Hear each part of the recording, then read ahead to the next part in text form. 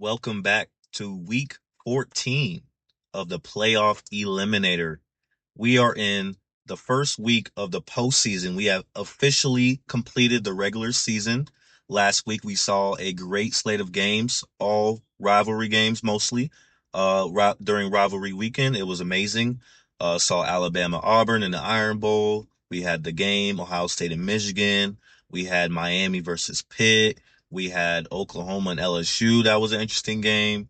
We saw all kind of action this past weekend. So just an amazing end to the regular season. This has been one of the better years of college football I can remember. And I just feel like it just keeps getting better. Just, with the playoff structure and all the new changes that we have added to just everything, it has just added to the entertainment and to the passion that football fans have for college football all around the world and all around United States of America. So just want to say that it's just been an amazing season. So thank you for tuning in. Anyone who has been tuning into this series this season, this is the 14th episode we've done. We've been doing it every week since week one, and it's just been really great, really good time. We've been eliminating teams each and every week, and this past week, we have eliminated 10 teams. So we really got down to the last few teams that even have a chance to even have a conversation on that last Sunday during Selection Sunday. So can't wait to hop into this week 14. This is going to be really good.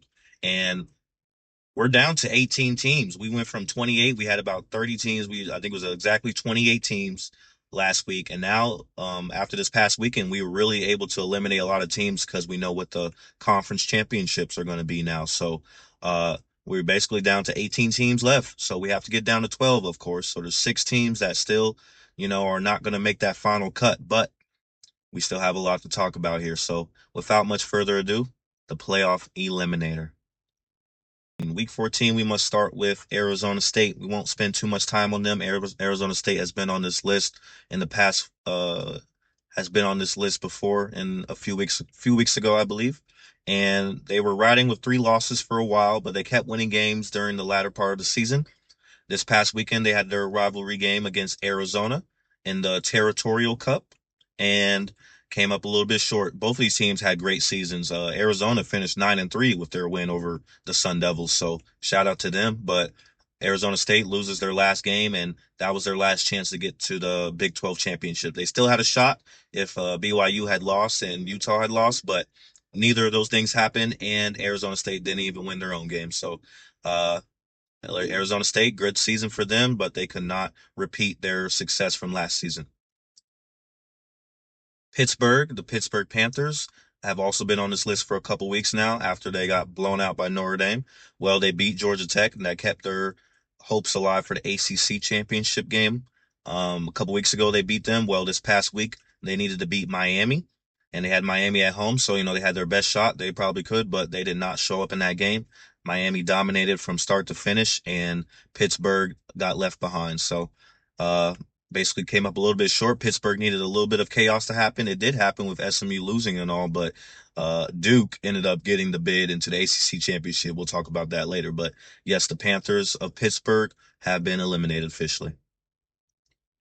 The Michigan Wolverines. So Michigan was really looking to win their fifth game in a row. They needed to beat Ohio State for the fifth time in a row to get back to the playoff, and they had it right in front of them. They were at home, in a game that they had not lost in years, and this was their shot. They needed to take their opportunity, and unfortunately, Michigan did not. At first in the first quarter, Michigan was playing tough, and it was pretty good back and forth, but Ohio State just pulled away and they never really looked back, and it wasn't much of a game in the second half. So Michigan, they had a great year, 9-2 coming into this game, but they fall just a little bit short of making the playoff. If Michigan would have beat Ohio State, it would have caused a lot of chaos in the playoff. Like, we already have chaos still because of teams that are still like sitting there on the bubble, like hoping that the playoff committee does something drastic. But Michigan could have basically like claimed a spot. Like, they would have beat Ohio State, probably would have made well, actually no, because Oregon won, so they would have made the Big Ten championship anyway. But Michigan could have definitely knocked somebody out based on just that huge win they would have had. Well, couldn't get it done, and the Michigan Wolverines come up just a little bit short this year, 9-3, and they missed the playoff. The Texas Longhorns. So Texas has to be probably the most controversial team in America right now. As we all know, the Texas Longhorns beat the A&M Aggies on Friday night and finished at 9-3, probably the strongest 9-3 record in the country. I don't think anybody can deny that. Just with the wins they've had against, Oklahoma and who else did they beat? Vanderbilt and just teams like that of A&M, of course, now. And unfortunately for Texas, though, Steve Sarkisian gave his best argument for his team during that post conference interview or whatnot. But unfortunately for the Longhorns, it's not that Ohio State lost that they are talking about. Oh, if we hadn't scheduled Ohio State, if we would have scheduled a cupcake, we would be in. It's not about Ohio State. Yes, you might have a point with that, but it's about the Florida loss. The Florida loss is what kept you out of the playoff this year. If you hadn't lost to Florida, Florida finished what 4-8, by the way, 3-9. Like Florida is not good. Like they got talent, but Florida lost a lot of games this year, so there's not really an excuse to lose that game.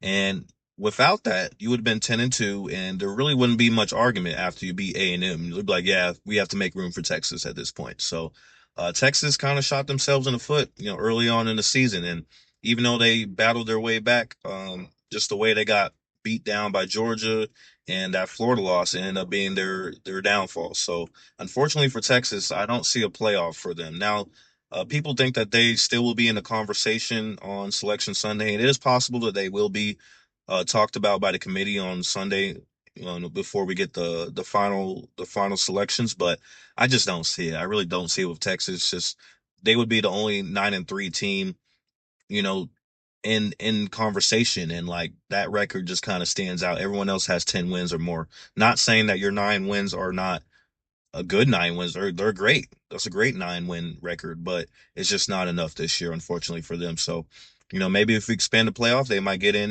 future formats. But this year, I do believe we're going to go ahead and eliminate Texas, even with a great win over the weekend. Don't see it for them this season. The Utah Utes. So Utah has been on the bubble for the past several weeks with the playoff committee, basically ranking them higher than I think anybody else would have ranked them. Even the AP poll had never ranked Utah higher than like 14. And, the playoff committee did, kind of correct themselves by bumping them down last week and putting Miami over them, even though they should have put Vanderbilt over them as well. But Utah had a tough game against Kansas this past weekend, ended up winning by 10. But just the fact that they've been struggling with these lower competition teams in the past couple weeks, I think it is time for Utah to kind of bump down in the rankings. And even though they've been on the bubble for the past few weeks, I just don't see them getting to the playoff. One, because now they didn't make the Big 12 championship. So, they don't have a shot to get the automatic bid. And even though they were technically right there on like the first team, second team out or whatever, according to the committee, I don't think they're going to put Utah in the playoff as an at-large bid. I just don't see, especially when we have teams like Vanderbilt and Miami that we still need to talk about that are right there trying to get a at-large bid, hoping for that. So I just don't see Utah getting in over those teams. And without that, and without a Big 12 championship appearance, then the Utes really don't have a chance to make the playoffs. So even though they were at 12 for like the last few weeks and basically were right there to get in, I just don't see it for them. They're probably going to bump down in the rankings come tomorrow night anyway. So I just don't see it for Utah. So I'm going to go ahead and eliminate them. Good season for them, 10-2, but just wasn't enough this year. Georgia Tech. So the Georgia Tech Yellow Jackets had a non-conference rivalry game against Georgia on Saturday in the clean old-fashioned hate. Georgia Tech came up short. They definitely battled. I mean, their defense battled for sure, holding the Bulldogs to 16 points the entire game. That's something that SEC teams have not been able to do this year. Neutral site, and I mean, neutral, but I mean, Georgia plays a whole bunch of games there anyway. They're about to play there again this week because they made the SEC championship game for the fifth time in a row. So I mean, that's basically a home game for Georgia. Well, Georgia Tech played them tough, and barely lost, one score game, I think, or it was like 16-7, lost by 9. something like that. But the offense just couldn't get enough going against that Georgia Bulldog defense and came up short. So had no effect on their ACC championship hopes, though. The reason why they're actually eliminated is because uh, the chaos that they needed to happen for in order for them to make the championship game did not happen. So Virginia won and then SMU lost, but then that helped Duke get in, and Duke had the tiebreakers over Miami and Georgia Tech somehow. I have no idea how. The ACC needs to fix that. Like, I don't understand how you let Duke of all teams in your conference make the ACC championship game this year. Like, how do we not how's the tiebreaker not overall record at some point? Like, whatever the tiebreaker is, Miami won three more games than Duke did. Miami finished 10-2. Duke finished 7-5, but Duke is in the ACC championship game. Like, something's broken there, and the ACC needs to fix that because the ACC is only hurting themselves. The ACC is on the brink of not even making the playoff this season. I don't know if anybody knows that watching, but if Duke wins the ACC championship game, the ACC is not going to make the playoff because Duke is not ranked, and nor will they be ranked, even if they win this game, because they'll be 8-5. Like, they're not going to be ranked. And according to the playoff structure, which needs to change, as I've talked about before, this is one of the things that needs to change. The language says that the five highest ranked conference champions automatically make the field. Well, that's the SEC, that's the Big Ten, that's the Big 12, and that's supposed to be the ACC, and then the group of five. Well, if Duke wins the ACC championship game next week, they will not be the highest ranked conference championship. They will be a conference champion, but not the highest ranked. The highest ranked one will be one group of five and then probably another group of five. We haven't seen it in the playoff rankings yet. The playoff has only rankings have only ranked one group of five team at a time so far, but James Madison finished 11-1. North Texas is 11-1. Now, only one team going to come out of the AAC, so it's going to be between North Texas or Tulane. But if James Madison is ranked and Duke is not, that means that means James Madison is going to make the playoff. And we're going to have two group of five teams in the playoff this season. So obviously something is very wrong with the playoff. And even though it makes more sense for Virginia to make it, make the playoff as the ACC representative, I'm kind of rooting for Duke to make it because I think the playoff system needs to be exposed because Virginia's going to get blown out either way. So it doesn't really matter. If Duke wins and the ACC gets left out altogether, now we have a very big issue in the playoff structure. And I think that's something they could no longer ignore because there's no way that we have a playoff and the four Power Four conferences don't make it in. Like, what in the world? Like, how do you have a playoff and the top four conferences don't make it in? And that's what we're looking at right now. If Duke wins, ACC gets left out, and then over the offseason, there's probably going to be a lot of politicking in college football about, oh, we need to change something because that's not right. Especially when you have a Miami team that's top 12 in the country, 10-2, that's going to be sitting at home all because they didn't even get a chance to play in their conference championship game. So like there's still things there's still little kinks we need to work out when it comes to the playoff. We need to change the language about the five highest ranked conference champions. At this point, it just needs to be the two. Big Ten and SEC, those are only guaranteed conference championship spots. And then we need to change the whole group of five, group of six structure. Like, oh, group of six, I don't know if you automatically get a spot. You have to be ranked in the top 25 or 15 or something. You know what I mean? I don't know. I won't get too much down into it. We'll leave it there because we're gonna have a episode later on where we really get into the nitty gritty of things. So, let me move on with the teams and everything. But yeah, Georgia Tech. They're eliminated because they don't have a chance anymore, not to make the playoff and not to get the automatic bid and not to get it at large. So, unfortunately for the Yellow Jackets, it's over. The SMU Mustangs. So this one kind of hurts, man, because I'm a big fan of the SMU, and SMU was just a quiet dark horse all season. Yes, the Mustangs, the dark horses, all season long. They had three losses early, but in the ACC, they just kept winning games, kept winning games, kept winning games, and even with three losses, they weren't technically eliminated. They were right there on the list the entire time. I never eliminated them. This past weekend, All they had to do was go to Cal and beat them, and they would be in the ACC championship game against Virginia right now, and not Duke. SMU just came up short. They did all the work all season. They won all those games, and all they had to do was win one more against Cal. And Cal, shout out to Cal. They're a good team. They finished like 7-5 with that win. Decent team. They were on the road. It was tough, night game. But all you got to do is win that one last game, and we would be talking about Virginia versus SMU right now.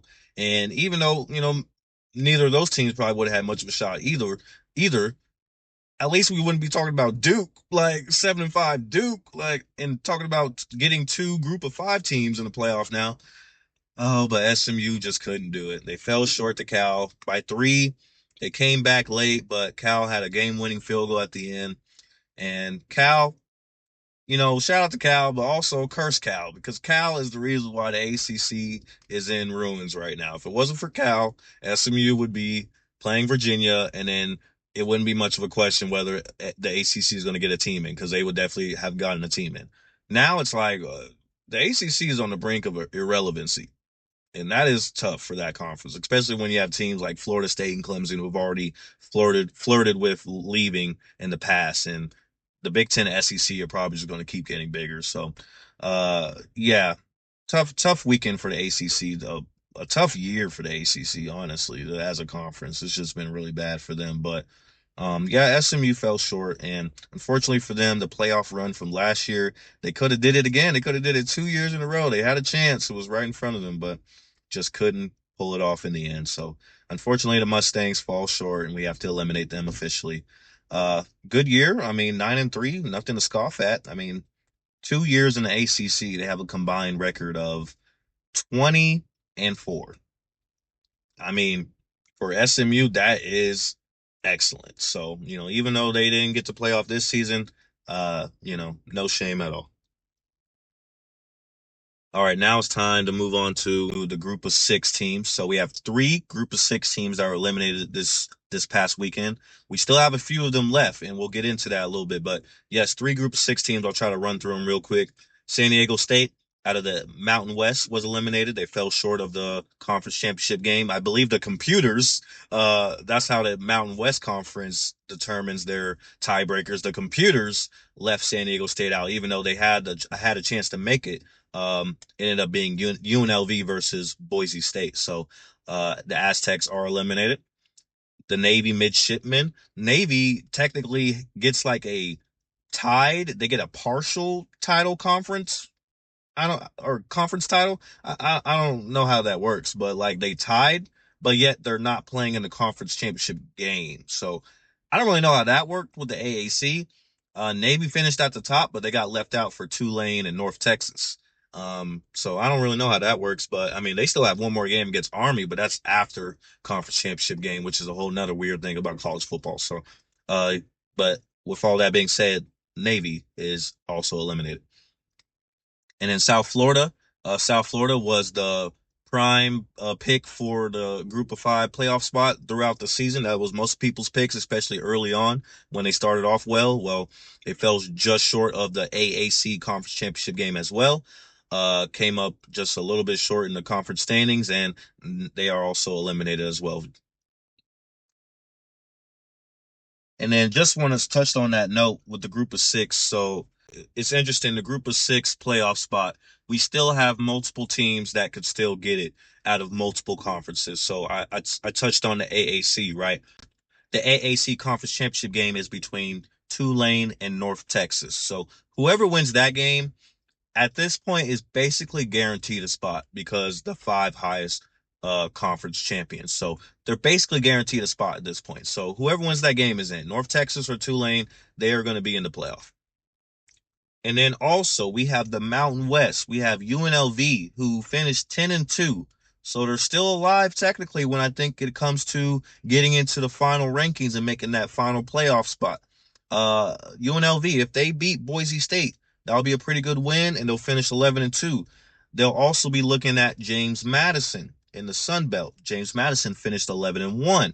If James Madison beats Troy, in their Sun Belt championship game, then they have a shot of getting into that final ranking and getting into that playoff spot. So it's very interesting because if Duke wins the ACC, Duke is not going to be ranked, I don't believe, in the final rankings. So if James Madison and UNLV win, whichever one of those teams breaks that final top 25 is going to get into the playoff because it's the five highest ranked conference champions. So we still have a lot of things that could happen. There's still some variables out there because if Virginia wins, then Virginia's going to get the ACC spot, and then the group of six playoff spot is going to go to either North Texas or Tulane. So that's more simple. If Duke wins, then two group of five or group of six teams are going to get in, and that's going to mean the second one's going to come either out of the Sun Belt, James Madison, or UNLV out of the Mountain West.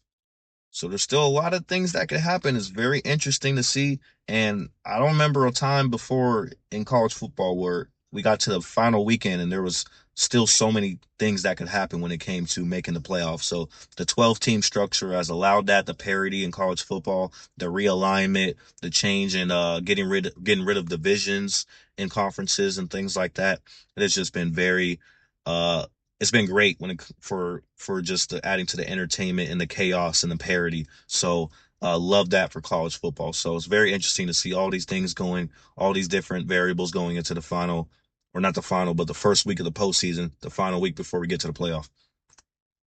And then the last couple of things I want to talk about before we wrap up this long episode, this final episode before we get to the Selection Sunday episode, where we're going to just go ahead and just talk about all the different scenarios that still exist, all the different things we have in our mind when it comes to the structure and everything, right before we get to the final selection show where they pick the teams that will make the playoffs. So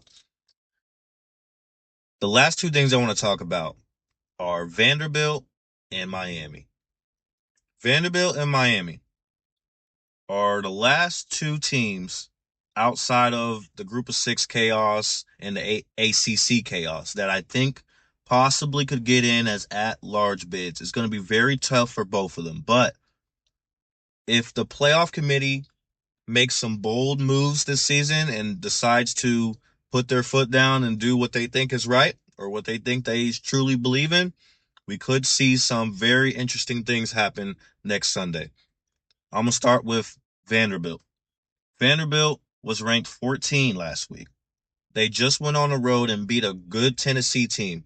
And it actually turns out it's going to be their only ranked win all season long was beating Tennessee because of things that happened to South Carolina and Missouri and stuff like that. Well, Missouri might be ranked again, but we'll see. Vanderbilt finished 10-2. They're in the SEC. Any other year, a 10-2 SEC team is not getting left out. Like, it's just not going to happen. And it's just unfortunate that it had to be Vanderbilt this year. And they're sitting right there on the bubble. And I think they're going to get another bump up when the playoff rankings come out on Tuesday over Utah. I think they're going to drop Utah down another spot and bump Vanderbilt up to 13. So Vanderbilt's going to be right there on the edge. Unfortunately for them, the cutoff this season is at 10 because the 11 and number 12 spots are going to go to either the ACC in the group of six or two group of sixes. So you have to get into that top 10 if you want to make it as an at-large. Alabama is at 10. Alabama beat Auburn. If Alabama loses the SEC championship game and they pick up a third loss on the year, will the playoff committee be bold enough to drop Alabama out of the playoff? Even though you're not supposed to punish conference championship losers, as we've talked about, or as they've talked about in the past, and it's the SEC championship, and you know how the playoff people feel about the SEC. But it will be a third loss. Would they be bold enough to drop them out and put a Vanderbilt or a Miami in as the last at-large team? I only think it's possible because Alabama only made the conference championship because of tiebreakers. So I understand you're not supposed to punish them, but they only made it because of tiebreakers. A&M went 11-1 and didn't make the conference championship because of tiebreakers. Ole Miss went 11-1, but didn't make the game because of tiebreakers. Alabama went 10-2. So, and only made it in because they got lucky on tiebreakers. So one could argue that if they pick up a third loss, especially let's say if Alabama gets blown out, even though I don't think that's going to happen, but let's say they get blown out, three losses, and you were only there because of tiebreakers. I mean, A&M could have easily been there. Ole Miss could have easily been there. Would they be bold enough to drop Alabama out of the top 12 and put in Miami or Vanderbilt in that last spot? I don't know, but I think that scenario does exist. And then Notre Dame, we'll see. We'll see if they bump Notre Dame up a spot, Oklahoma down a spot based on what happened. But Notre Dame is at that 9 spot. Will we get to the final Sunday and they're like, hey, even though Notre Dame finished at 10-2 and they've been ranked above Miami this whole time, when we get down to the final conversations, will they be bold enough to possibly put Miami in and take Notre Dame out? I think that possibility is I think it could happen. I think that could be a conversation that's had. So I think those are two different scenarios that could get Miami and Vanderbilt in. Let me talk about Miami. Miami beat Pitt. They beat Pitt pretty good last weekend. They finished 10-2. Miami only didn't make their conference championship game because of tiebreakers. They should easily be in their conference championship game. They have the best record in their entire conference. No one else finished. Well, actually, Virginia finished 10-2, I think. But they have the best or the tied for the best record in their conference. Somehow a 7-5 Duke team got in over them. So like when it comes down to it, like if Miami is just as good as Notre Dame and they beat Notre Dame, they have the head-to-head over Notre Dame.